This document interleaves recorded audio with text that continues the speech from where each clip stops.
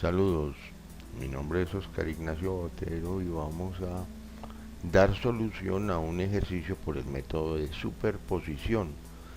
El circuito contiene una fuente de voltaje y una fuente de corriente. Entonces tenemos aquí el plano esquemático del ejercicio. En el extremo izquierdo tenemos una fuente de voltaje y en el extremo derecho una fuente de corriente. Y el enunciado dice hallar el valor de las corrientes I2 e I4 utilizando el método de superposición. Bueno, entonces comenzamos. Entonces lo primero que vamos a hacer es trabajar con una sola fuente. Entonces vamos a trabajar con la fuente BX y la fuente de corriente la abrimos. Entonces ahí está la fuente del extremo derecho y Y queda en circuito abierto. Entonces nos queda el circuito ya acá como lo tenemos en el extremo superior derecho, donde tenemos una serie entre R3 y R4. Realizamos esa serie y nos da 4 kilo ohmios. Ahora, esa resistencia equivalente A nos queda en paralelo con la resistencia 2. Solucionamos ese paralelo y nos da como resultado 2.22 kilo ohmios para RB. RB queda en serie con R1. Realizamos esa serie y nos da 4.22 kilo ohmios. Lo llamé una resistencia total parcial 1 de 4.22 kilo ohmios.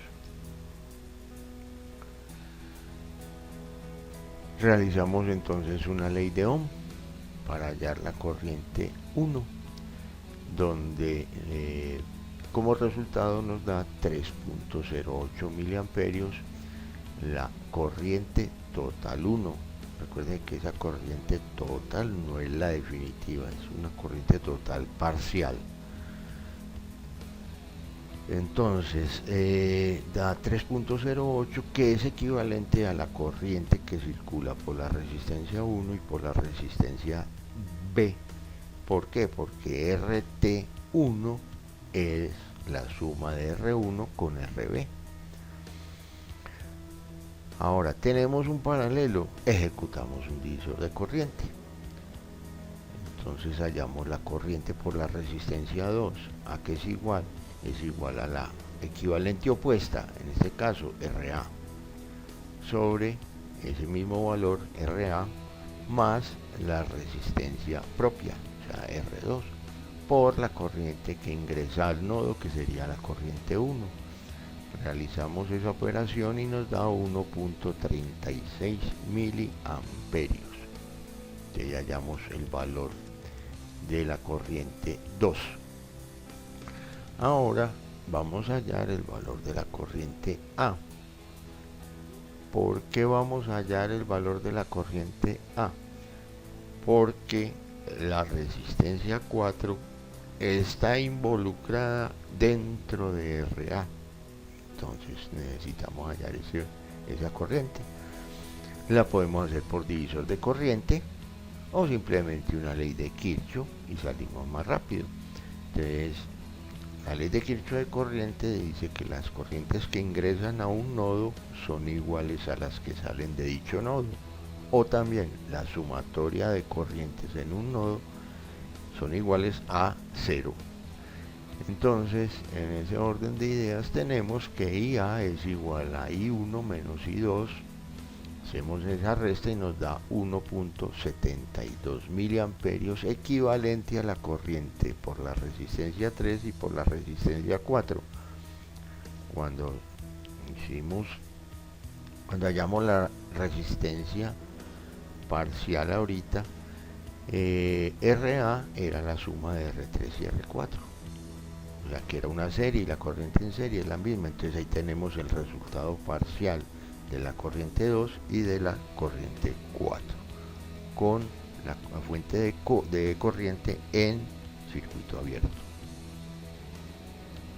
Ahora cortocircuitamos la fuente de voltaje Vx y habilitamos la fuente de corriente Y. Entonces nos queda el circuito como se ve aquí en la parte superior derecha.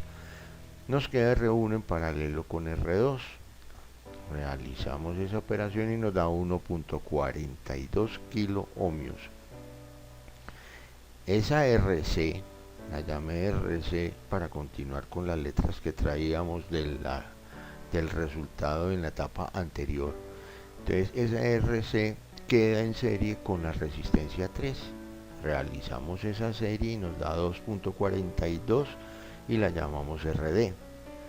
RD queda en paralelo con R4, solucionamos ese paralelo y nos da RE con un valor de 1.33 kilo ohmios. Esa RE queda en serie con R5, realizamos esa operación y nos da una R total 2 de 5.33, o sea, otra resistencia total parcial del circuito con un valor de 5.33 kilo ohmios. Entonces tenemos aquí un dibujo de uno de los últimos circuitos. Entonces, donde teníamos a R5 en serie con RE. Entonces sabemos que la corriente que va a pasar por ahí es la corriente que nos entrega la fuente IY, o sea, los 30 miliamperios. Quiere decir que esos 30 miliamperios es lo mismo que la corriente por R5 y por RE, porque están en serie. Tenemos ahora aquí un paralelo, el paralelo de RD y R4. Entonces ejecutamos un divisor de corriente donde el valor de I4 nos da 13.39 miliamperios. Y por ley de Kirchhoff de corriente, pues hallamos la corriente por la otra resistencia, o sea, por RD, dándonos 16.61 miliamperios, equivalente a la corriente por la resistencia C y por la resistencia 3, porque esas dos resistencias, la 3 y la C, conforman lo que llamamos la resistencia equivalente D y están en serie.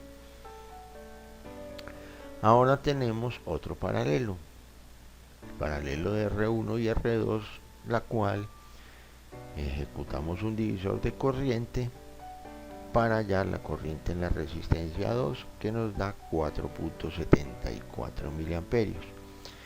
Entonces ya tenemos los resultados de la corriente 2 y la corriente 4 por ambas etapas.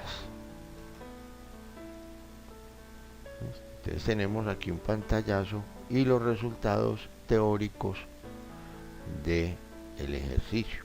Entonces en la parte superior tenemos el circuito, el dibujo del circuito cuando IY estuvo en circuito abierto, donde teóricamente nos dio que la corriente 2 es 1,36 y en la simulación da 1,36, y la corriente 4 nos dio 1,72 miliamperios y en la simulación 1,71 miliamperios. Y en la parte inferior está el pantallazo de la simulación cuando Vx estaba en cortocircuito. La solución nos dio que la corriente 2 es de 4.74 miliamperios y en la simulación 4.73 miliamperios.